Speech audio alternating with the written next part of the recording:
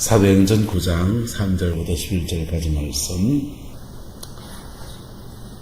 사울이 길을 가다가 같이 시작. 사울이 길을 가다가 다메섹에 가까이 이르더니 호련히 하늘로부터 빛이 그를 둘러 비추는지라.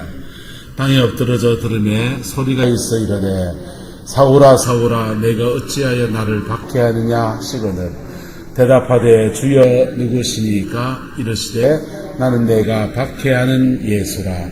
너는 일어나 시내로 들어가라. 내가 행할 것을 내게 이를 자가 있느니라 하시니 같이 가는 사람들은 소리만 듣고 아무것도 보지 못하여 말을 못하고 서 있더라. 사울이 땅에서 일어나 눈을 떴으나 아무것도 보지 못하고 사람의 손에 끌려 다메섹으로 들어가서 사흘 동안 보지 못하고 먹지도 마시지도 아니하니라. 그때 다메섹에 아나니아라는 제자가 있더니 주께서 환상 중에 불러 이르시되 아나니아야 하시거늘 대답하되 주여 내가 여기 있나이다 하니 주께서 이르시되 일어나 직가라 하는 거리로 가서 유다의 집에 있는 5 사울이라는 사람을 찾으라. 그가 기도하는 종이니라. 아멘.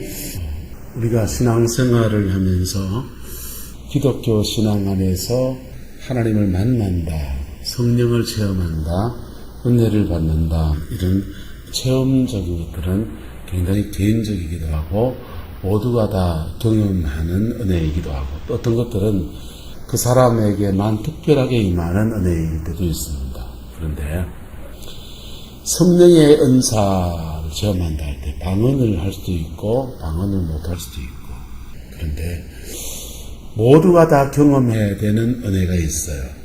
교회를 다니면 그건 바로 중생의 체험입니다. 무슨 체험이요? 중생의 체험. 그가 영혼이 거듭나는 체험은 누구나 다 해야 합니다. 그게 없으면 지옥 가요. 전당을 못 간단 말이에요. 그래서 반드시 중생의 은혜를 입어야 돼요. 그런데 신앙생활을 하면서 이렇게 그런 체험적인 것을 이렇게 뻗어가다 보면 다양한 체험들이 이렇게 있는데 그 체험적인 신앙을 추구해 가다가 보면 이거보다 더 깊은 거, 이거보다 더 깊은 거, 이거보다 더 깊은 거, 이런 거 생각할 때 있습니다. 근데 신앙 안에서 가장 깊이 영적인 체험을 하는 것은 바로 뭐냐 하면 예수를 만나는 겁니다. 뭐 하는 거라고요? 예수님을 만나는 겁니다. 예수님을 이렇게 만나는 건데, 지난 주간에는 스데반이 임종, 죽음을 앞두고 죽음 앞에서 하나님보다 우편에서 그를 팔 벌리고 기다리고 계신 예수님을 만나는 그런 얘기들을 나누었어요. 중생한 사람들에게는 누구에게나 그 은혜가 주어집니다. 할렐루야? 누구에게나요. 근데 살아있는 동안에 예수님을 만나면요, 살아있는 동안에 부활의 주님을 만나면 인생이 다 바뀌어버려요. 오늘 사도 바울이라고 하는 사람은 부활의 주님을 만납니다. 부활의 주님을 만나는데 이 사람은 임종 전에 만납니까? 살아있는 동안에 만납니까? 살아있는 동안에. 고린도전서 15장에 보면은 부활의 주님을 만난 사람들의 이야기가 나옵니다. 막달라 마리에게 나타나시고 베드로에게 나타나시고 12 제자에게 나타나시고 그 다음에 500의 형제에게 나타나시고, 여기까지는 그 부활의 주님이 성천하시기 전에 만나준 사람이에요. 뭐 하기 전에요? 십자가에 죽으시고 부활하셔서 성천하기 전에 만나준 사람이에요. 그런데 사도 바울이 자기가 예수님 만난 것을 오늘 본문의 이야기를 가지고서 설명하기 이렇게 말합니다. 따라합시다. 만삭되지 못한 나 같은 자도 만나주셨도다. 사도 바울은 왜 만삭되지 못했다고 말했냐? 다른 사람들은 다 중생하고 난 뒤에 주님을 만났는데 사도 바울은 스데반 순교 이후로 예수 믿는 사람을 잡아 가두려고 핍박하려 가다가 불신자인 상태에서 부활의 주님을 만났거든요. 그래서 그가 태어나기도 전에 만났다고 해서 팔싹둥이 같은 나도 만나 주셨다라고 말씀을 하고 있는 거예요. 할렐루야. 어쨌든 이 사도 바울이 부활의 주님을 만나는 겁니다. 이 사도 바울이 부활의 주님을 만나는 거나 스데반이 부활의 주님을 만나는 거는 성천 이후에 만나는 거예요. 뭐한 이후에요? 성천 이후에.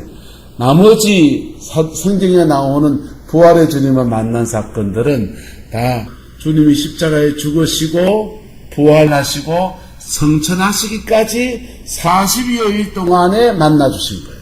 그런데 스데반도 사도 바울도 성천하시고 난 뒤에 주님을 만난 겁니다.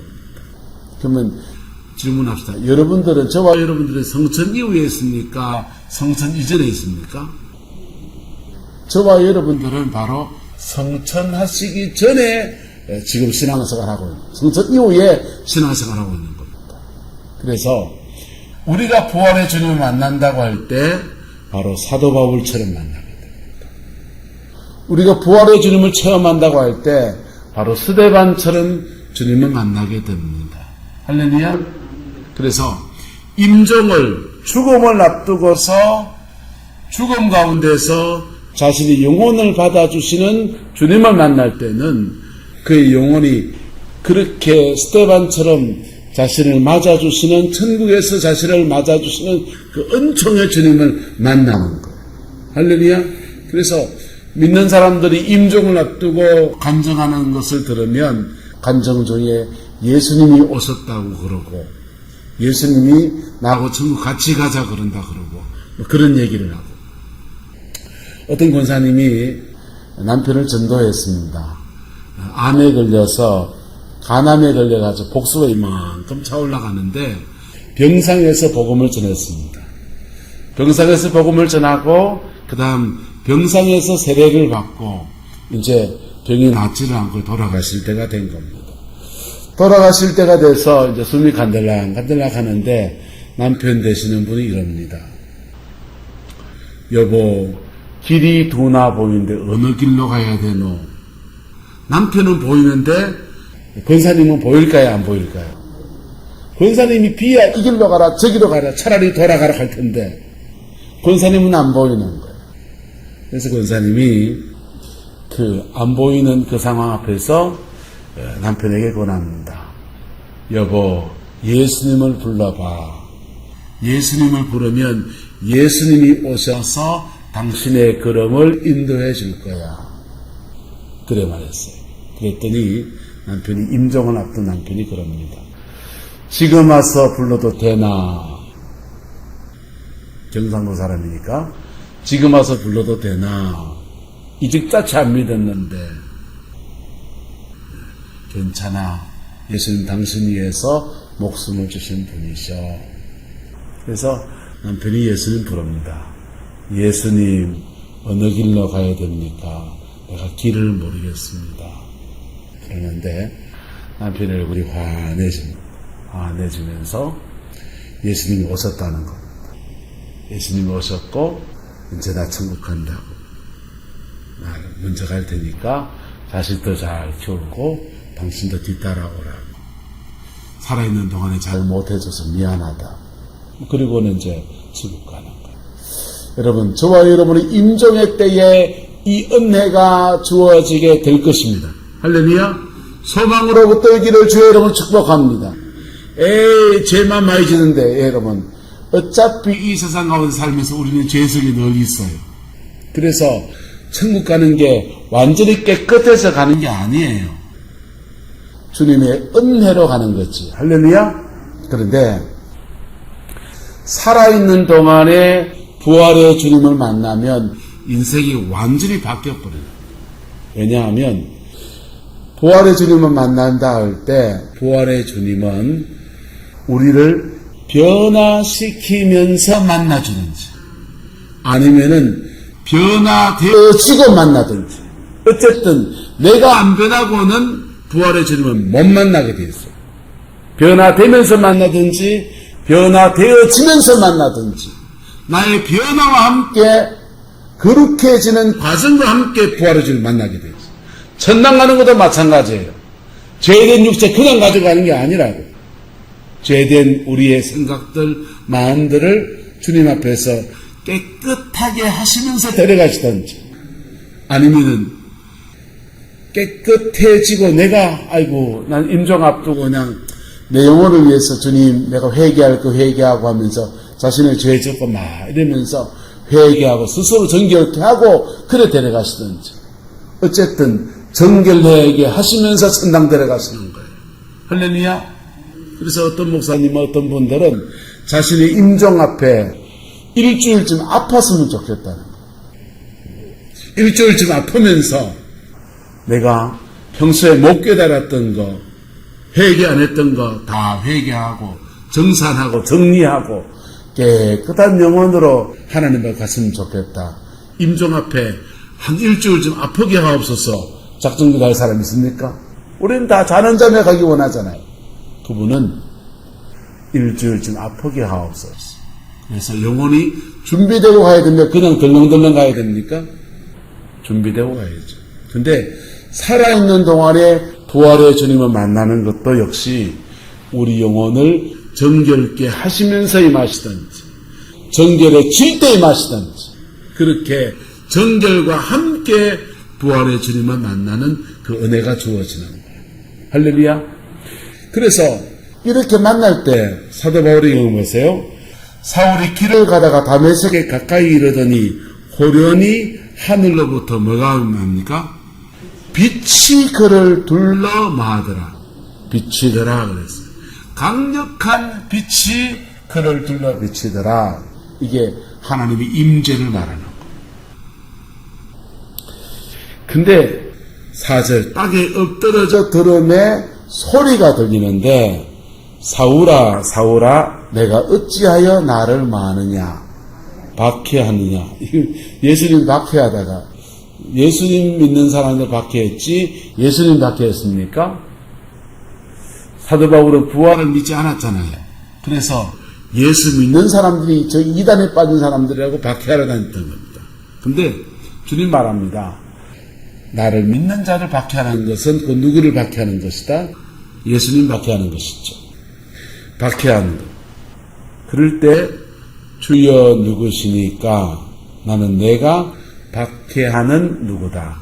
예수다. 자, 주님을 만나는데 강력한 빛과 소리가 들리는, 강력한 빛과 소리가 들리는데, 자, 사람들은요, 같이 가던 사람들은 뭐 하고 소리만 듣고 아무것도 뭐 하지 못하고 보지 못하고, 강력한 빛은 누구만 봤습니까?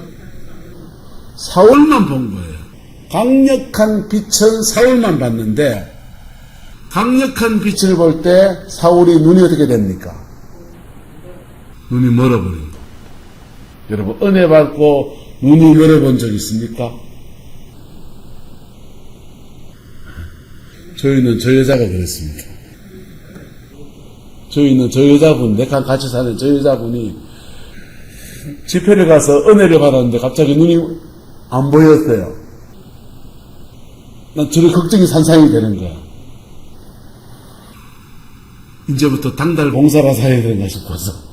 근데 한 3시간, 4시간 좀 지나니까 눈이 안 보이는 게 풀리면서 다시 보게 되더라고요. 하나님의 그 임재, 강력한 하나님의 임재가 올 때 어떤 사람은 이렇게 눈이 멀어. 사도 바울도 강력한 하나님의 임재 앞에서 뭐가 됐습니까? 눈이 멀어버린 겁니다. 바로 부활의 주님을, 지금 성천 이후에 부활의 주님을 만나는 것은, 따라합시다, 하나님을 만나는 것입니다. 하나님을 만나는 것. 하나님을 딱 만나는 순간, 전능하시고 완전히 거룩한 그분을 딱 만나는 순간 사도 바울 눈이 딱 멀어버려요. 그리고 3일째 계속 눈먼 채로 다메섹에서 멍하게 내가 뭐 하고 있는가, 내가 왜 누구를 만났지, 어떤 분이시 고민하면서 그렇게 보내다가 부활의 주님 앞에 자신의 마음을 열고 예수님을 영접하는 것으로 바뀌게 되어진 겁니다. 할렐루야. 근데 이렇게 살아있는 동안에 이런 깊은 은혜를 체험하고 나면 그가 다 바뀌거든. 두 가지 현상이 생기는데 강력한 영적인 체험이 일어날 뿐 아니라 그 자신도 완전한 변화가 일어나요. 그래가지고 세상을 보는 눈이 다 바뀌어버리는, 인생을 어떻게 살아야 되는지에 대해서 완전히 바뀌어버리는, 천국에서 어떻게 사는지에 대해서 바뀌어버리게 되는 것.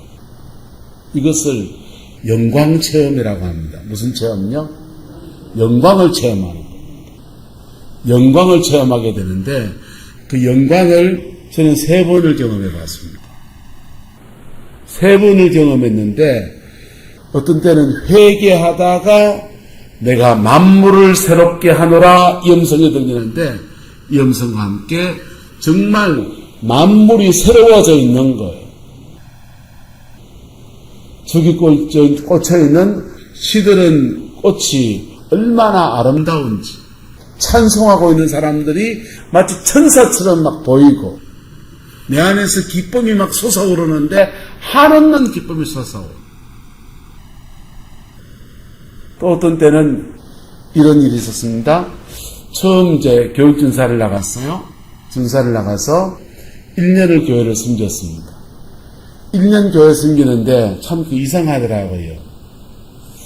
교회를 이렇게 섬기는데 마치 직장에 온 느낌이에요. 교회가. 내가 그냥 신앙생활하던 모교회는 가면 교회를 간 것 같은데 섬기는 교회를, 사역하는 교회를 가면 꼭 직장에 온 느낌이었어요.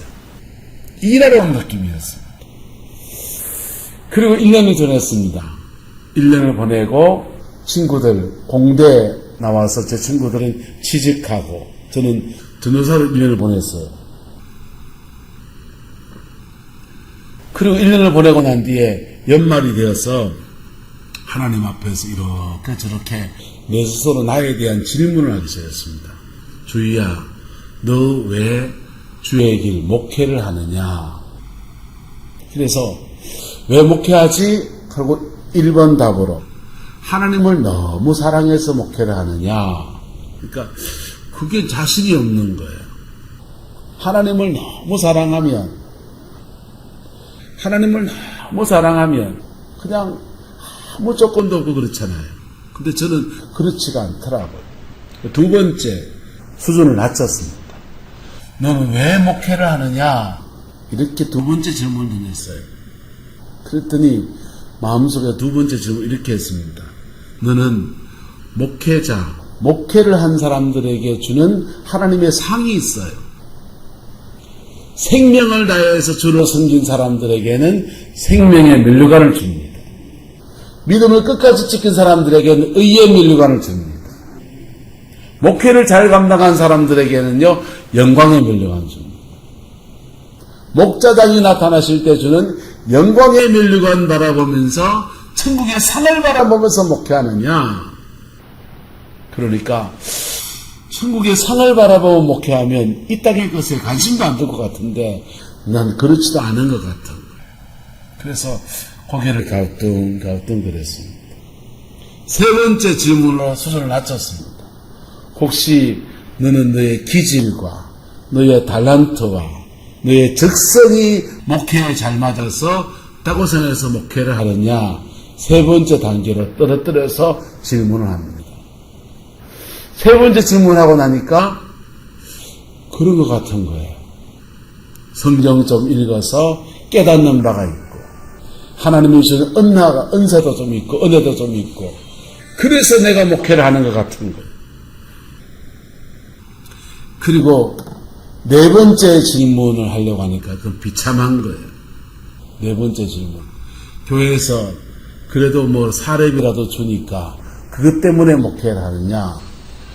얼마 받지도 않은 돈이었는데 그것 때문에 산다고 하려고 하니까 참 비참한 겁니다. 근데 내 안에 4번째도 소원찮게 적지 않게 있는 것을 보는 겁니다. 나는 주를 섬기는 동기가 무엇인가? 하나님 사랑하고 정말 영혼을 사랑해서 주를 섬기고 있는가? 이 최상의 답을 하나님께 들을 수 없는 나 자신이 참 부끄럽더라.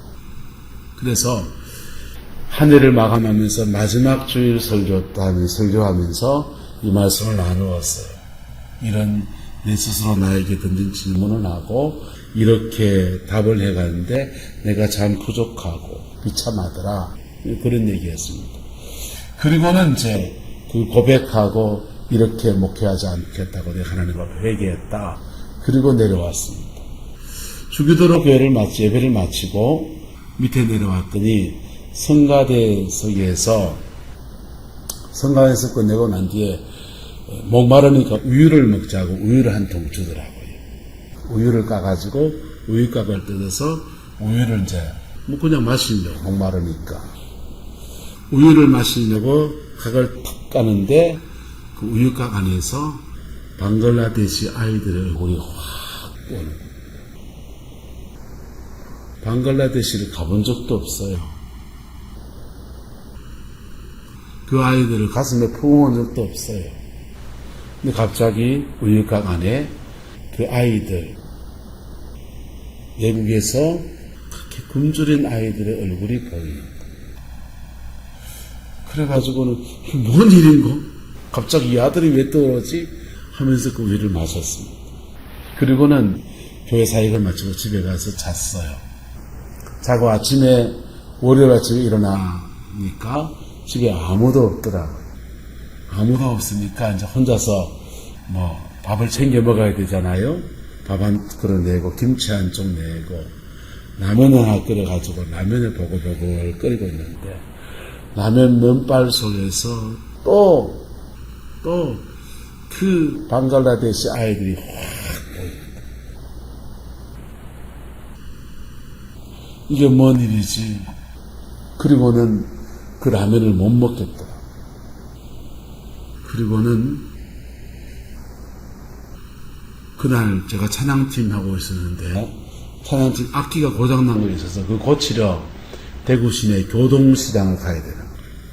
교동시장을 가야 되는데 동성로 거리, 대구에서 가장 번화한 동성로 거리를 걸어가는데 지나가는 사람들이 보입니다.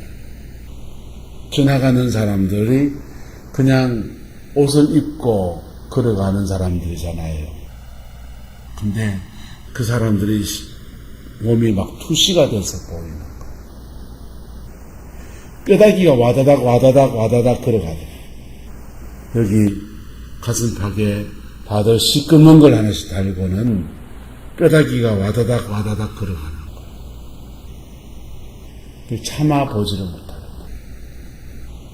그래서 동성로 거리를 땅을 차마 사람들 보지를 못해서 땅을 쳐다보면서 눈물을 철철 흘리면서 그렇게 걸어갔어요. 그게 제가 3번째 경험했던 영광의 체험이었습니다. 근데 그런 신비한 체험이잖아요. 신비한 체험 이후에 그 뒤로 성령의 역사를 수없이 많이 경험했어요. 성령의 은사도 많이도 경험했습니다. 그런데 그런 경험하고는 결이 달랐어요. 그런 체험을 할 때 하나님은 내게 하나님의 임재와 영광을 확 보여주신 정도가 아니고 나를 변화시키더라. 뭐 하더라고요? 나를 완전히 변화시키더라. 그래서 제 영광을 그렇게 몇 번을 체험하면서 천국에서 말하는 거룩이라는 것이 뭔지를 알겠다.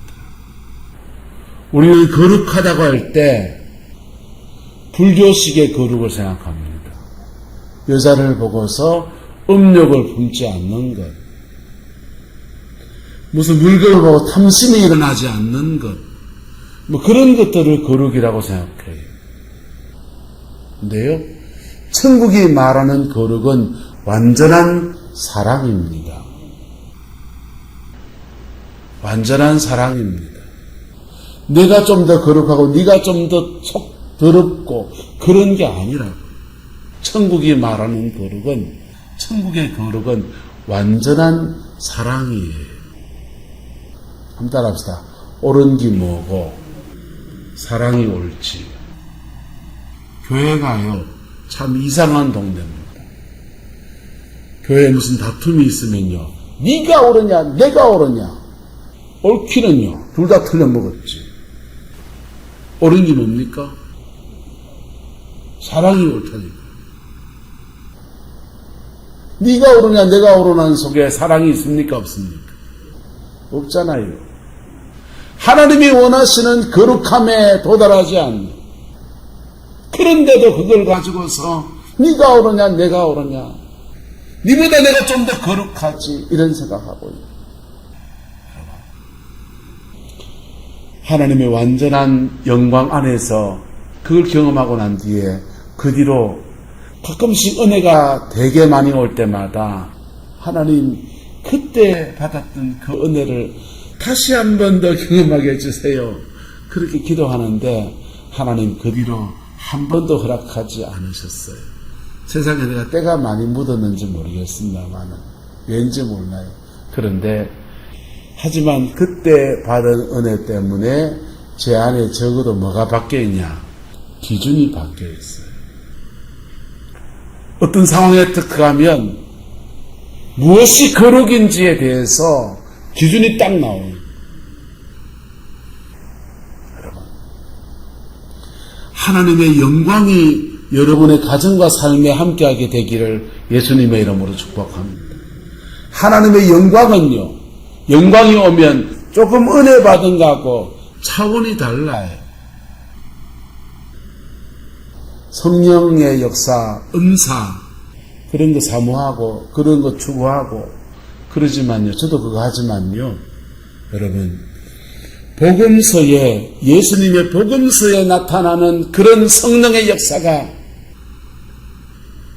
사도행전에 나타나는 그런 성령의 역사가 지금 그런 성령의 은사 사역하는 사람들 속에 나타나는 줄 압니까? 안 나타나요. 예? 신비한 은사를 가진 사람 만나면 인생 팔자 고칠 것 같죠? 죄송합니다. 못 고쳐요. 대부분. 왜요? 방법을, 뭐가 팔자를 고칠 수 있냐, 뭐가 그렇게 강력한 임재가 올 수 있느냐. 성경을 연구해 보니까요, 영광이 와야 돼요. 뭐가 와야 된다고요? 영광이 와야 돼요. 복음서에 나타나는 그 놀라운 역사들은요, 영광이에요. 천국이 그냥 오는 거예요. 사도행전에 나타나는 놀라운 역사들도 영광이에요. 지금 오늘날 성령의 역사 강조하고 그러는데, 그런 사람들을 많이 만나보고 교제하고 함께 동력도 해보고 그러면서요, 정말 영광이 오는 사람은요 아주 극소수. 은사 조금 받아가지고요 막 그러고 있지요. 네? 자기 은사 조금 받은 거 알면은 조금 그렇게 하면은 차라리 겸손하기라도 하지. 요만큼 받아 춤사복을 이딴만한 그 좀 뻥치기 하고요. 진짜는 영광이 와야 돼. 할렐루야. 그래서 오늘 영광이 오는 방법을 세 가지를 말씀드릴 거예요. 첫 번째는요, 한번 따라합시다. 부활의 주님은 지금도 살아계십니다. 부활의 주님은 지금도 살아계셔요. 영광이 오는 방법이 세 가지 정도 있습니다. 첫 번째는 정말 영광의 사역자를 만나면 영광이 옵니다. 목회자들 중에서 성령의 깊은 역사 안에서 정말 영광이 임한 종들이 있어요. 그분을 만나면 정말 그 영광이 옵니다. 근데요, 그 영광에만 사람 만나려고 아프리카에 날아가기도 하고 캐나다 가기도 하고 그러는데, 그래 가는 거, 사람 만나는 거 쉬운 게 아니에요. 두 번째는요, 따라합시다. 부활의 주님은 지금도 살아계시고 나를 만나주십니다. 지금도 살아계셔서 나를 만나주세요. 그래서 어떤 사람을 만나지 않아도 부활의 주님을 직접 만나는 은혜가 있는 거예요. 그럴 때 영광이 와요. 그럼 뭐 하면 되느냐? 따라합시다. 십자가 앞에 정직해야 합니다. 십자가 앞에 정직할 때 내 마음의 성취를 깊이 정직하게 들고 나가든지 내 죄의 깊은 뿌리를 정직하게 들고 나가든지 십자가 앞에 정직할 때 그리고 인생의 고비 앞에서 인생의 주권이 내게 있지 아니하고 하나님 주님께 있습니다. 주인 되심을 인정하며 나갈 때 부활의 주님은 역사의 주관자로 지금도 오시는 거예요. 이건 돈 안 들어요. 뭐가 안 된다고요? 돈 안 든다고요. 누굴 만나지 않아도 돼요. 그냥 십자가 앞에 정직함으로 다갔을 때 영광의 주님이 지금도 오셔서 만나주시 역사해 주시고 사도행전에처럼 복음서의 주님을 만났던 사람들의 일들처럼 그렇게 역사하시는 사람 만나기를 거절해야 돼요. 십자가 앞에 정직하게 누구 없이는 마음도 다 내려놓고 그냥 부딪혀 나가는 거예요. 그럴 때 영광이 옵니다. 세 번째는요, 그리스도의 몸 안에서 우리가 성도와 성도가 신앙 안에서 연합할 때 영광이 옵니다. 세 가지는 다음 주에 더 깊이 좀 나눠야 되겠네요. 어쨌든 부활의 주님은 지금도 만나주시는 분이십니다. 할렐루야. 그래서 여러분의 마음을 찢고 주님 앞에 나갈 때 부활의 주님은 우리를 만나주시고 우리 회복시키시고 우리 이끌어가시는 놀라운 역사들을 지금도 행하여 나가시는 분이십니다. 그 하나님 안에서 인생의 세기를 얻어가는 은혜가 있게 되기를 예수님의 이름으로 축복합니다. 그러려면요, 사람을 의지하는 마음을 내려놓으세요. 누구를 의지하는 마음을요? 목사 의지하는 것도 내려놓으세요. 은사자 의지하는 것도 내려놓으세요. 예? 명성경 하나 붙들고 하나님 앞에 솟구쳐야 돼요. 하나님 앞에 깊이 나가려고 마음먹을 때 주님은, 부활의 주님은 직접 만나주십니다. 그럴 때 그 부활의 영광이 그의 인생과 삶의 자리 안에서 확 풀어지면서 복음서에서 예수님 만났던 사람들이 인생의 팔자가 확 바뀌었던 것처럼 새 인생을 살게 되었던 것처럼 그 은혜도 주어지는 겁니다. 그 복이 저와 여러분의 가정과 삶에 함께하게 되기를 예수님의 이름으로 축복합니다. 기도하겠습니다. 좋으신 아버지 하나님, 주의 나라와 그 영광이 우리와 함께 해주시기 원합니다. 사도 바울이 부활의 주님을 만났던 것들을 말씀을 통해 나누었습니다. 우리도 주님 만나서 예수 안에서 남은 인생 승리로 살아내는 그 은혜가 있게 우리 하나님 역사하여 주옵소서. 주께서 함께해 주시기 원합니다. 예수님의 이름으로 축복하며 기도드리옵나이다. 아멘.